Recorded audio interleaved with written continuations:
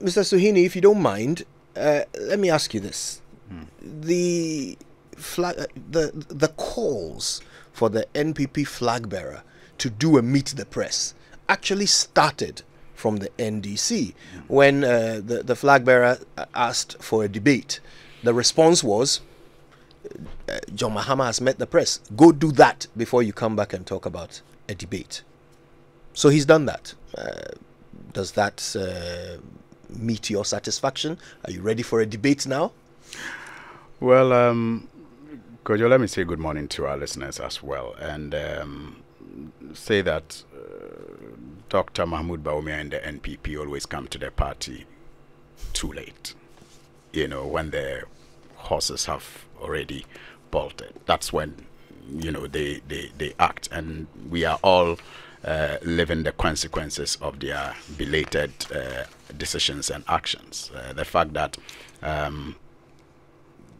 they never listened to good counsel to stop borrowing at the time that every well-meaning Ghanaian, led by the minority in parliament and the NDC, kept calling on them to check their appetite to borrow. They didn't listen, and the unbridled borrowing is the reason why our economy has gone bankrupt, and it is the reason why it has become very important for the NDC to come with a program that will reset this country and save millions of people who are undergoing excruciating hardship. Never before have we had to deal with an inflation rate above 50%, at least in the Fourth Republic. Never before have we had to deal with a double-digit inflation. I mean, a double-digit unemployment rate. Now it's a 14% and rising. Youth unemployment is even higher, over 30%. And it's always because of their decision not to listen when they are counseled appropriately, and to act sometimes too late. I mean, even when they didn't listen to advice to stop borrowing, and we saw the signs of the borrowing coming, and we advised them to seek help from the International Monetary Fund, you again noticed their intransigence, and intransigence that led to us approaching the IMF at a time that we needed to take a bath before even the IMF will embrace us, and that resulted in the haircuts that many well-meaning Ghanaians, especially those who had served this country diligently and were hoping to retire and enjoy the fruits of their investments, all had to undergo very severe haircuts. And so I am not surprised that once again they came to the party late, meeting the press too late in the day. His Excellency the President many times was called upon to do so. He never really opened himself up for scrutiny like his predecessors did, engaging the media every now and then.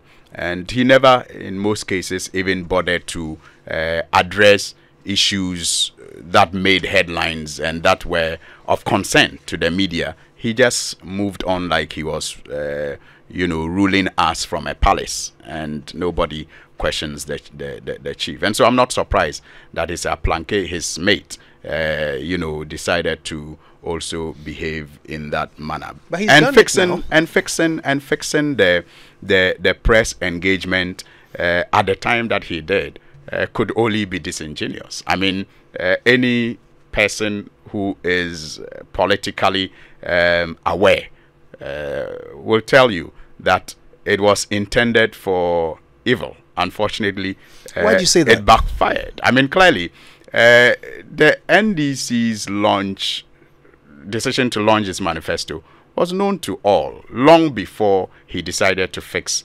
meet the press on the day that he did. And it was meant to pull the rug of the feet of the NDC and to overshadow the manifesto launch of the NDC. And I don't really, have a problem with that. It is politics, and that's why they call it a game. And so, if so he it's chose, not evil. if he chose, I mean, yes, I mean, games have rules, and the rules of decency, the rules of courtesy still apply in games. But you and that's say why this is part of the game. And that's why footballers, yes, when they tackle hard, they still extend, a helping hand to their colleagues. So it is a game, but you expect that it will be done with some level of courtesy. It will be done with some level of decency. So you will give your opponents their due. I mean, you will allow them to have their say, especially when you trust in your message and you know that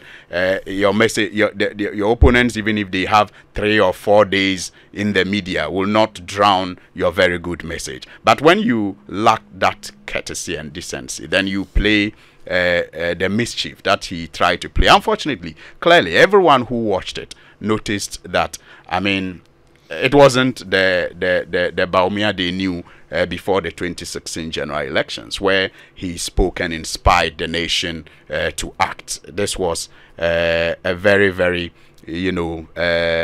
sobered Dr. Mahmoud Bawumia, who didn't know a lot about too many things. And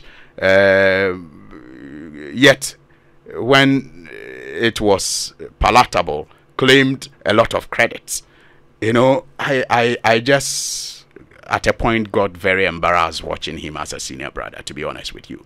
I mean, for example, Kojo, how can you serve as chairman of the police council for 8 years now, and for the first time in our elections since 1992, 8 people lost their lives, and you are asked a question about it, and you fumbled throughout and showed your lack of interest or knowledge on such a very critical matter of lives being lost? Chairman of the police council, is it the case that you don't care about your job as chairman of the police council, or you don't care about the lives that were lost?